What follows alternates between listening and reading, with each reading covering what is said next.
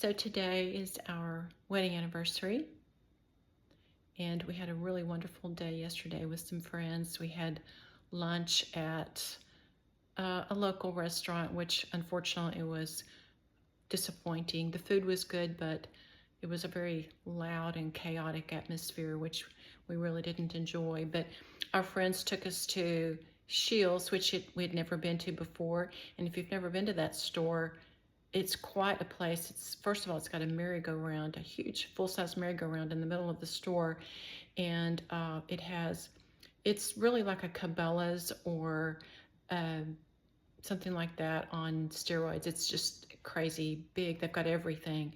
It's just a very nice store. Anyway, the one we went to is in the Dallas area where we live. So that was a great day. Today is our actual anniversary, and it's a beautiful day here in North Texas. And of course, there's not many days that I don't stop to think about my children, my estranged daughter, and my 3 grandchildren.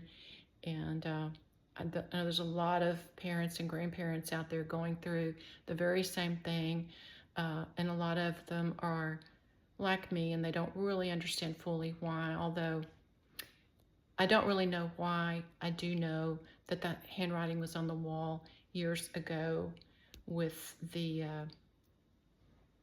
just the situation as it was, kind of walking on eggshells, and really feeling like my daughter was sort of out to pin something on me and make me look bad if she possibly could. Now, I'm not saying I was a perfect mother with her growing up. I made a lot of mistakes. There's things I would certainly do differently if I had the opportunity to do it over again. But I do think that's, if most moms are honest, that they would say the same thing, because children don't come with a handbook. And when you're busy working full time like I did, and you're just your time is so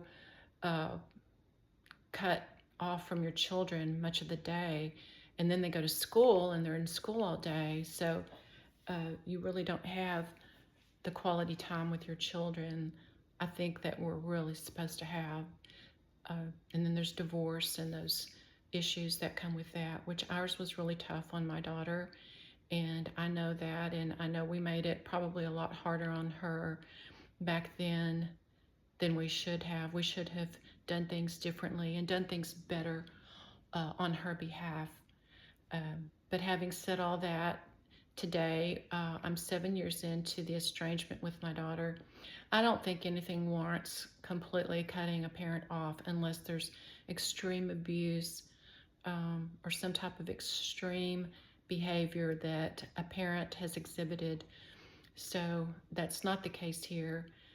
Not a perfect parent, not a perfect mom, but I sure tried hard. And unfortunately, for some reason, that wasn't enough for my daughter, or at least she can't forgive the things that I could have done a lot better. So anyway, it is what it is, and life goes on. You just have to refocus.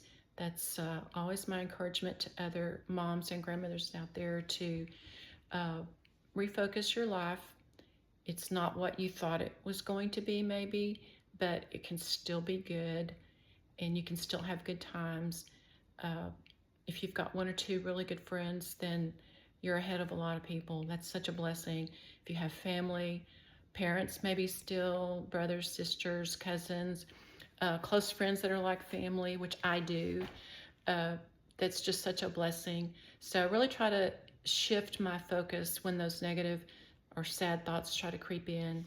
My oldest grandchild is 16, and I was with her a lot. I kept her a lot, or she lived with me the most, because she was the oldest and had the most years to be with me and live with me, or me keep her. I babysat her a lot when she was younger, growing up. So anyway, I just always want to encourage parents and grandparents out there to just live your life. You know, ultimately, the grandchildren are going to grow up and go their own way, just like our children did. It's just sooner. and we do miss the growing up years, which is really sad. But there's still good things in life, and still blessings. I think I've wasted a lot of years of my life thinking about maybe what I didn't have or worrying about what may be, and you miss the moment, you miss the present and the here and now. And so I don't want to do that anymore. I want to enjoy the present good times, because those moments today are the sweet memories of tomorrow. And even living in Dallas, which at the time I really thought I hated, in the city of Dallas.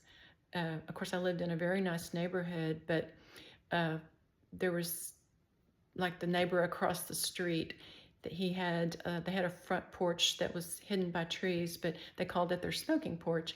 And in the evening, when the sun went down, you could always smell the scent of his cigar kind of floating through down the street. And it was a really good cigar because it smelled really good. And at the time, I didn't really think that much about it, but now I think, oh, I'd love to go back and just walk down the street and smell that cigar again. It was such a sweet memory. And unfortunately, that sweet little neighbor passed away a few months ago, Mr. Nick. And I hate that. They were great neighbors, really great neighbors. They were great to my grandchildren and just fun neighbors to have. So anyway, I don't want to miss the good moments. I encourage everybody else to enjoy the moments of the day. That could be your sweet memories of tomorrow. So make it a good Monday, and please subscribe and come back. I do lots of gardening, decorating, and I do always like to address the other alienated parents and grandparents out there, because I know there are so many. So anyway, I hope you'll subscribe and come back soon. Have a great Monday.